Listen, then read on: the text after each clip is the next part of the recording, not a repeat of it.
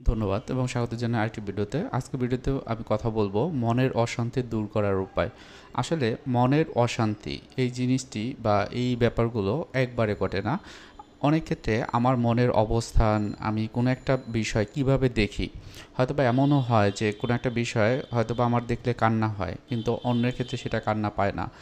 কোনো একটা বিষয় দেখলে হয়তোবা আমার মানসিক চাপ বেড়ে যায়, হয়তো অন্যদের মানসিক চাপ বাড়ে না।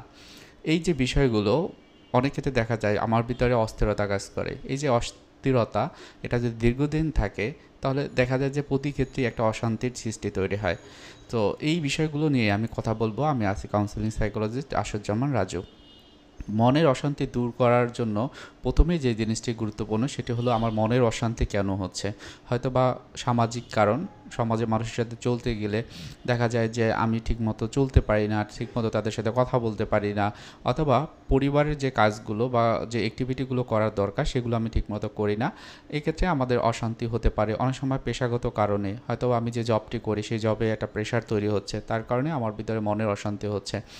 এখন মনের অশান্তি দূর করার বিভিন্ন উপায় থাকতে পারে। মনে রাখবেন আমি কিছু টিপস অ্যান্ড ট্রিক্সের কথা বলছি, যেগুলো কাউন্সেলিং বা সাইকোথেরাপির বিকল্প হয় না। তবে অনেক ক্ষেত্রে আপনারা যারা হচ্ছে যে নতুন এই বিষয়গুলো সম্পর্কে তারা প্রাথমিকভাবে একটু চেষ্টাই করতে পারেন যে নিজে নিজে এই রকমের কিছু থেরাপিউটিক টেকনিক বা সিস্টেমগুলো নিজের উপরে অ্যাপ্লাই করে যদি ভালো হওয়া যায়।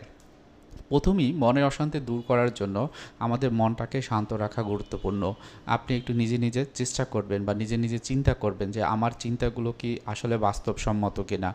অন্যরা যেভাবে চিন্তা করে, যারা প্রতিষ্ঠিত বা যারা অন্যরা বলে যে সে ভালো চিন্তা করে, ভালো কথা বলে, তাদের মতো কিনা।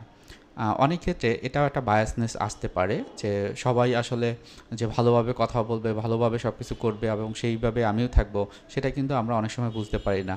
তো সেই ক্ষেত্রে যে জিনিসটি দরকার যে আমার জায়গা থেকে আমি দেখব আমার পারসেপশন, অর্থাৎ কোনো একটা বিষয় আমি কীভাবে দেখি। সো এই দেখার বিষয়টায় আমাদের দুটো জিনিস, একটা হলো অটোনমিক নার্ভ সিস্টেম এবং somatic nerve system. Autonomic nerve system যদি খুব বেশি অস্থির থাকে, উত্তেজিত থাকে, অনেক ক্ষেত্রে কিন্তু আমাদের অস্থিরতা বা মনের অশান্তি বেশি থাকে। এবং সেক্ষেত্রে এই যে অটোনমিক নার্ভ সিস্টেমকে একটা এক্সারসাইজের মাধ্যমে কমানো যায়। আমরা যেটাকে বলি মাইন্ডফুলনেস মেডিটেশন বা নিয়মিত ধ্যান করা। এখন এই যে ধ্যানের বিষয়টি আপনারা জানেন যে এটি আমাদের মনকে এবং শরীরকে রিল্যাক্স করে।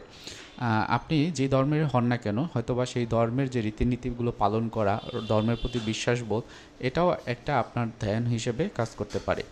তো এই যে রিলিজিয়াস বিলিফ যদি আপনি ঠিকমতো করেন এবং সেই যে রীতিনীতিগুলো আছে সে ঠিকভাবে সম্পূর্ণ করতে পারেন, এটাও হয়তোবা আপনার ক্ষেত্রে খুব ভালো একটা মনের শান্তির আনয়নের জন্য যে পরিস্থিতি সেটা তৈরি করবে। তারপর মেডিটেশনের কথা বলা হয়। এখন মেডিটেশন হলো বিভিন্ন রকমের হয়। আমার এই ইউটিউব চ্যানেলে বিভিন্ন রকমের মেডিটেশনের কথা বলা আছে। আপনারা যে কোনো একটি মেডিটেশন করতে পারেন, যেটি আপনার সেলফ হেল্প টেকনিক হিসেবে কাজ করবে। তারপর নিয়মিত ব্যায়াম করা। অনেকেই আছেন যে একই কাজ বারবার করেন, হয়তোবা বাসাতে বসে থাকেন বা বাসাতে ঘুমান, শুয়ে থাকেন, ওই একই জিনিস করেন, অথবা বাসায় থাকলে দেখা যায় ওই মুভি দেখে অথবা ফেসবুক বা অন্যান্য যে সোশ্যাল মিডিয়া সেগুলো ব্যবহার করে। সো এইগুলো থাকলে কি হয় যে তার ভিতরে কিন্তু যে ক্রিয়েটিভিটির যে জায়গাটি বা নতুনকে জানা, নতুনকে নিজের কাছে পরিচিত করা, সেটি কিন্তু অনেক ক্ষেত্রেই হয় না। সুতরাং এই ক্ষেত্রে আপনারা একটু নতুন নতুন যে বিষয়গুলো জানার চেষ্টা করতে পারেন। হয়তো এমন হতে পারে এই ক্ষেত্রে আপনার একটু ফিজিক্যাল এক্সারসাইজ, অর্থাৎ যেগুলো আপনার ব্লাড সার্কুলেশনকে বাড়িয়ে দিবে বা আপনার ব্রেনের যে নিউরো ট্রান্সমিটারগুলো রয়েছে সেগুলোকে সঠিক এবং স্ট্রং রাখবে। সেই জন্য আপনার প্রতিদিন অন্তত 15 মিনিট করে হাঁটতে পারেন এবং এই হাঁটাটা যদি সকালে হয় সবচেয়ে ভালো হয়। এবং যদি আপনি এমন হয় যে বিভিন্ন কাজের ক্ষেত্রে আপনি এটা করতে পারেন না, সেক্ষেত্রে আপনার যেই সময়টা আপনার আছে সেই সময়টাকে আপনি ব্যয় করতে পারেন। পর্যাপ্ত ঘুম মানসিক অশান্তি দূর করার কিন্তু একটা মহা ওষুধ আমি বলি। কারণ যারা আমাদের কাছে আসে বিভিন্ন রকমের মানসিক অশান্তি নিয়ে, তারা দেখা যায় যে প্রায় ক্ষেত্রেই রাতের বেলা ঠিক ঘুমায় না। হয়তোবা এমন হয় রাত জেগে থাকে এবং সকালবেলা ঘুমায়, এবং যার প্রেক্ষিতে যেটি হয় সকালবেলা ক্লান্ত থাকে, হয়তোবা কোনো একটা কাজ থাকলে সেই কাজটি করতে পারে না।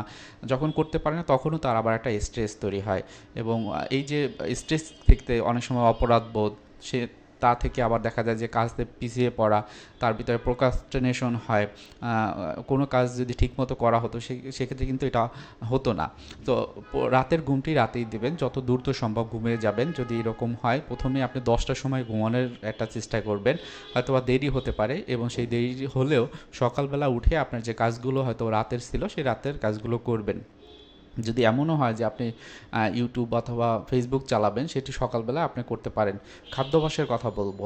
খাদ্যাভ্যাস সবসময় খেয়াল রাখবেন যে প্রতি 3 বেলার যে খাবারটি সেটি 3 বেলার সময় মতো হয় কিনা, এবং সাথে সাথে আরও কিছু সময় হয়তোবা আপনি ক্ষুধা লাগলে কিছু কিছু খাবার খেতে পারেন।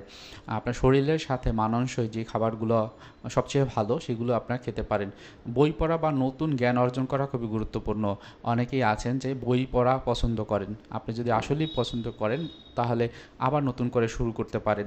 অল্প অল্প করে শুরু করবেন, হয়তোবা দেখবেন কোনো একটা বিষয় বা হয়তো কোনো একটা সেন্টেন্স আপনার ভালো লেগে গিয়েছে, তখন কিন্তু আপনি বই পড়ার যে অভ্যাসটি আবার নতুন করে